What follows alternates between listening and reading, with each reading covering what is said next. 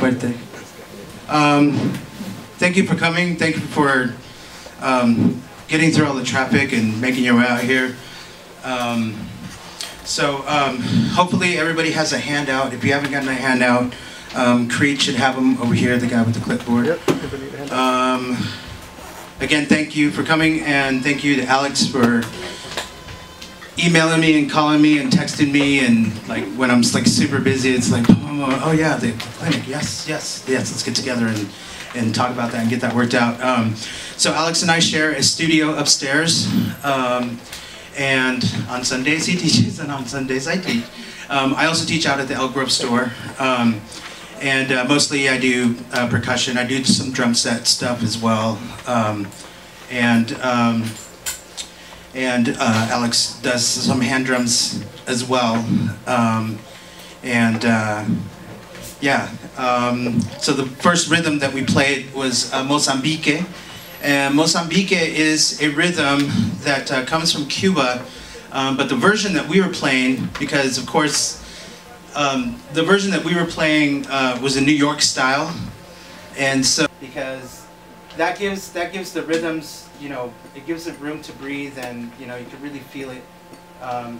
And just like on one last note before I hand it over to Alex, is when you are studying like world grooves or congas or an instrument that's not, you know, a traditional Western instrument like snare drum or marimba or, you know, or clarinet or whatever. When you're playing these types of instruments, it's very important to know the history. It's important to know where these rhythms come from, because that'll give you a more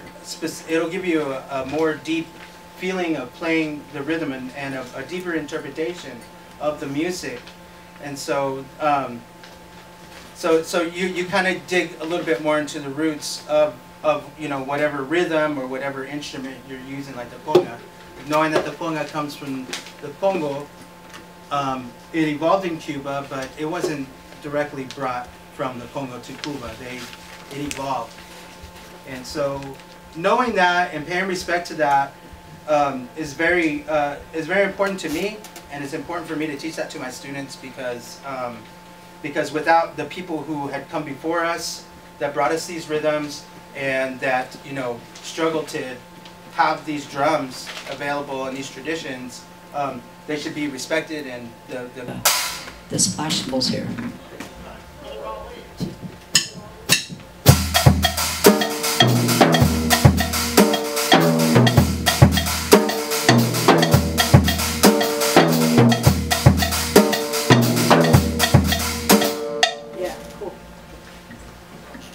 So just with that one rhythm, I played the same thing on all three of those examples, just moving it around the drum kit. So it's such a fun rhythm to play. Lastly, I just want to say that this is a rhythm that jazz drummers and jazz composers and jazz players really took to when keeping music was coming into New York, when it was first coming in. There's two drummers in particular that I love to listen to. One is Art Blakey. He played the heck out of this rhythm with a lot of his groups, particularly the Jazz Messengers. But another guy who I think I like even more is Elvin Jones. And if you ever hear the Elvin Jones, any of his work with John Coltrane, he swings the heck out of this rhythm. So I'm going to play it one more time, but this time I'm going to swing it. So instead of straight eighths or straight 16ths, this is going to be based on the triplet, eighth note triplet.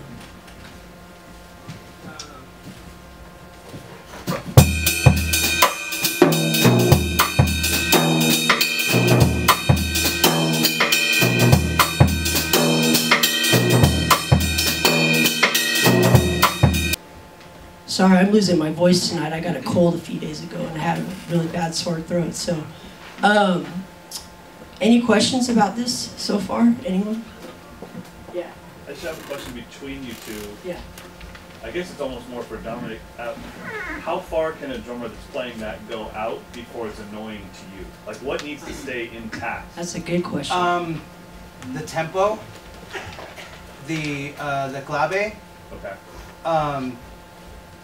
In my experience, as far as tempo, I find that a lot of drummers tend to, a lot of musicians, like, because I play with musicians from Cuba and I play with musicians from the States, and I find that a lot of the musicians from the States, they tend to pull back on the rhythm.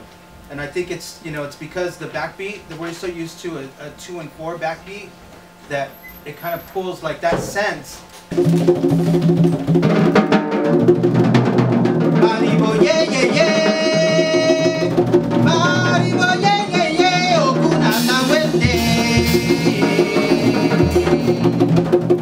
Maribo, yeah, yeah, yeah. Maribo, yeah, yeah, yeah. Okuna na wende.